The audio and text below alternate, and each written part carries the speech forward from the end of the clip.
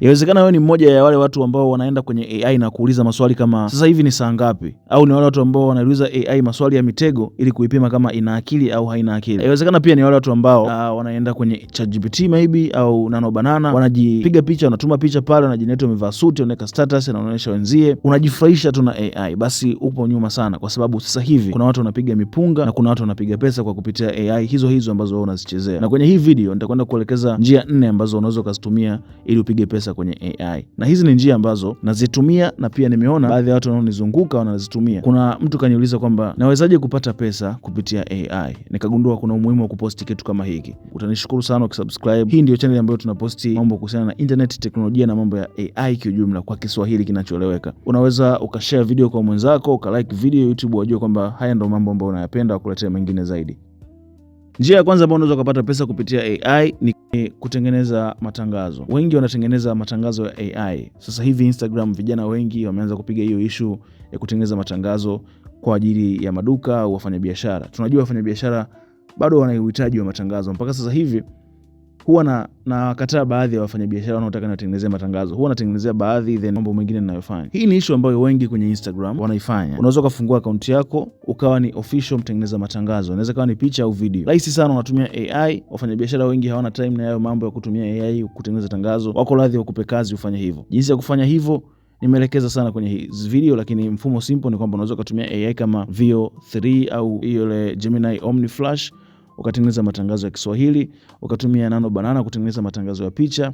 Sishauri utumie sana ChatGPT kwa sababu inatoa matangazo ambayo yana rangi mbaya alafu yanafanana na vitu vingi. Kwa hiyo unaweza kutumia Nano Banana kwa matangazo ya picha na Nano Banana, unaweza kutumia Veo 3 na Omni Flash kwa matangazo ya video. Kikubwa kinachobaki ni wewe kutafuta wateja kwenye TikTok au Instagram. Tunajua sasa hivi imekuwa rahisi kupata wateja kwenye Instagram au TikTok. Issue nyingine ambayo wengi hawaifikiriagi sana lakini wanaoifanya, nimeona wachache ambao wanaifanya na hawapendi sana kuiongelea, ni kutengeneza mifumo kwa ajili ya vikundi husika. Kuna watu wanatengeneza application au website kwa ajili ya makanisa kwa mfano, kwa ajili maybe ya kikundi cha watu wanaowekeza, maybe ni watu ambao wanachanga mchango wa pesa, wanalipa, then unawatengenezea mfumo kama ni application au website ambayo itasaidia wao kumanage hiyo issue yao wanaoifanya. Usiumize kichwa, kutengeneza application ni rahisi sana nowadays. Kutengeneza website ni rahisi sana kwa kutumia AI. Kwa hiyo hii ni njia ambayo wengi naona wanaifanya kwa kutumia AI. Wanatengeneza application au mifumo kwa ajili ya vikundi fulani au wafanyabiashara. Na nafahamu, nimeona wengi wanafanya hii issue. Kwa hiyo nafahamu ni issue yenye uhitaji, au mtu unaweza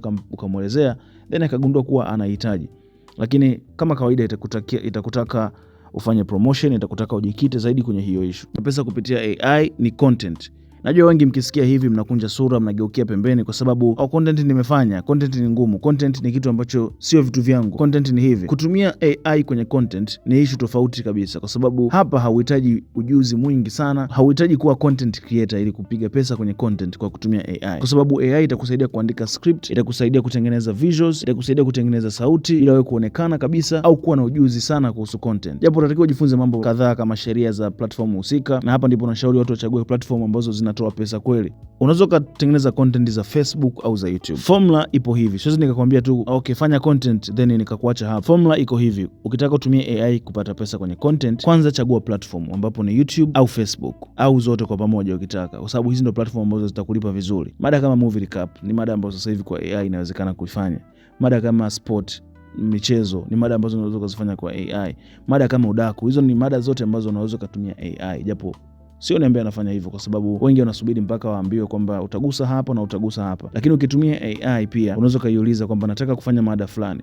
Kama umeingia kwenye YouTube kuna video umeipenda, au kwenye Facebook, chukua link ya hiyo video, download video, au chukua link ya hiyo video, itumie AI kama Gemini au ChatGPT au yote unayotumia wewe, lakini iwe ni AI ambayo inaweza ka access hiyo link na kuelewa content ya humo ndani.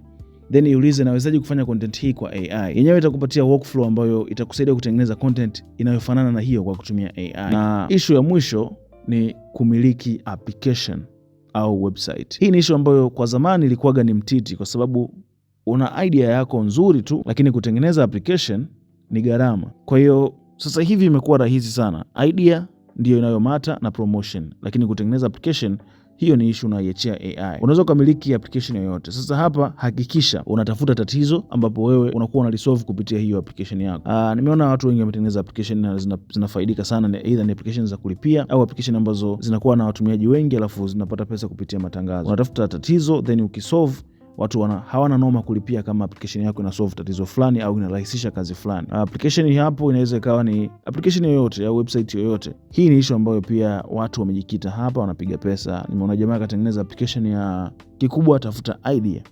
Sasa katika haya yote niliyoelezea, unaweza ukanimaki vibaya kwamba Vinei kasema unaweza kutumia AI kupiga pesa, rahisi sana. Ukianza tu mambo ni boom. Nope. Hivi vitu vyote ni vitu halali. Licha ya kwamba AI itakufanya upate pesa kwenye vitu hivi, haimaanishi ni pesa za kulala kuamka. Ni issue ambayo inahitaji ukomalie na uweke commitment kwenye kitu husika. Chagua kimoja, then katika hicho kimoja zama deep, chagua kimoja tena, then uanze kufanya issue husika. Itahitaji, na vitu hivi vingi nilivyoelezea hapo, ukiachana na mambo ya content, ni vitu ambavyo vinahitaji sana promo, vinahitaji commitment. Uwe na account, kwamba uwe na brand, personal brand. Ni simple sana kufanya hivyo vitu sasa hivi. TikTok, Instagram, Facebook inakusaidia wewe kujenga brand kiurahisi sana. Kikubwa unaelezea unajihusisha na nini, then kufanya promotion upate wateja.